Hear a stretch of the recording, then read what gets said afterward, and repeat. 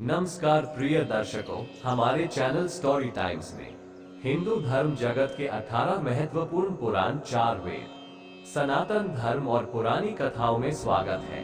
आज का शीर्षक है राजा शांतनु। हजारों वर्ष पूर्व प्राचीन भारत में ययाति नाम के राजा राज्य करते थे। उनकी राजधानी का नाम खंडवप्रस्थ था। आगे चलकर इसका नाम इंद्रप्रस्थ हो गया।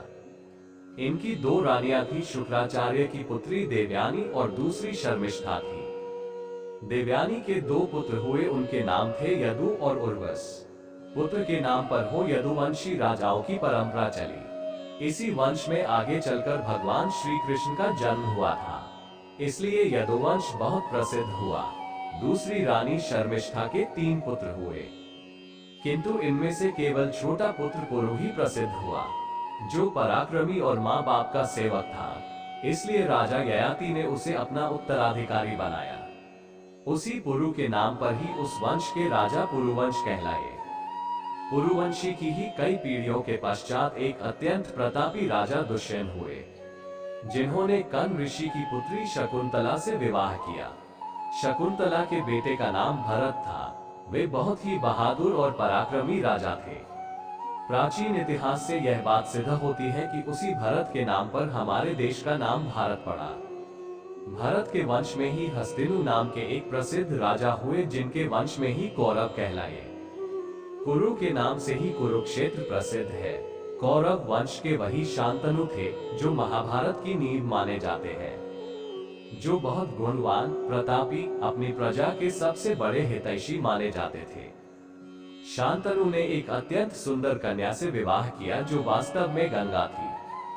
गंगा के बारे में कहा जाता है कि एक बार अष्टवसु नाम के 8 देवताओं के दुर्व्यवहार से तंग आकर वशिष्ठ मुनि ने उनको मनुष्य योनि में जाने का शनाप दे दिया और कहा कि तुम लोग एक बार मनुष्य बनने के पश्चात फिर मरकर देवलोक में वापस आओगे, परंतु तुमसे एक वसु को बहुत दिनों तक पृथ्वीलोक में रहना होगा।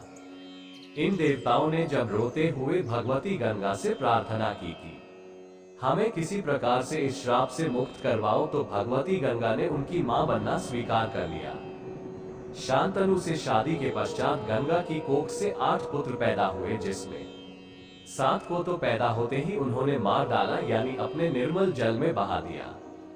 8वें बेटे को शांतनु ने उसे गंगा में नहीं बहाने दिया, किंतु गंगा उसे अपने साथ स्वर्ग में ले गई।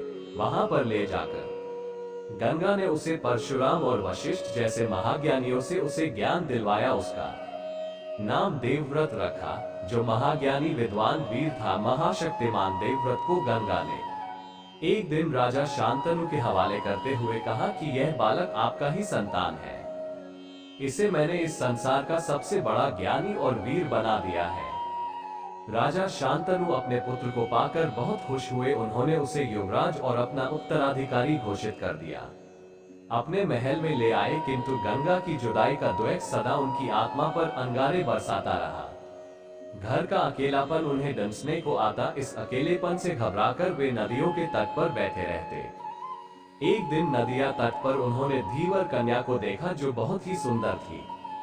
उसका नाम सत्यवती था। शांतनु सत्यवती के पिता से ये कहा कि आप मेरी शादी अपनी पुत्री से कर दे। सत्यवती के पिता इस शर्त के साथ राजी हुए कि सत्यवती के गर्भ से जो बालक पैदा होगा वही आपका उत्तराधिकारी होगा।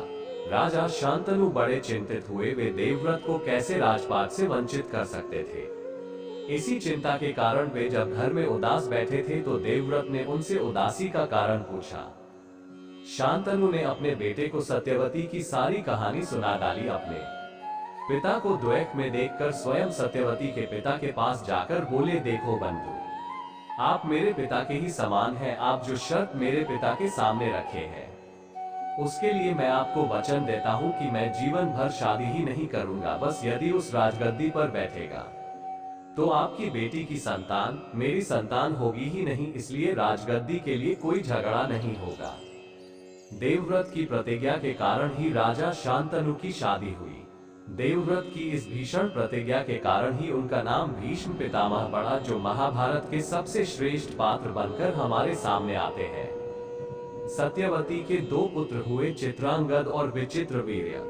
शांतनु की मृत्यु के पश्चात भीष्म प्रतिज्ञा के अनुसार चित्रांगद ही राजगद्दी पर बैठा, किंतु थोड़े समय के पश्चात एक आक्रमणकारी हस्तिनापुर पर आक्रमण कर दिया। इस आक्रमण में चित्रांगद शहीद हो गया। उसके स्थान पर भीष्म जी ने विचित्रवीर्य को राजगद्दी पर बैठा दिया। अब भीष्म जी की यह इच्छा थी विचित्रवीर्य की शादी कर दी जाए। वह स्वयं तो जीवन भर कुंवारे रहने का प्रतिज्ञा कर ही चुके थे, इसलिए शांतनु वंश को आगे बढ़ाने के लिए विचित्रवीर्य की शादी आवश्यक थी।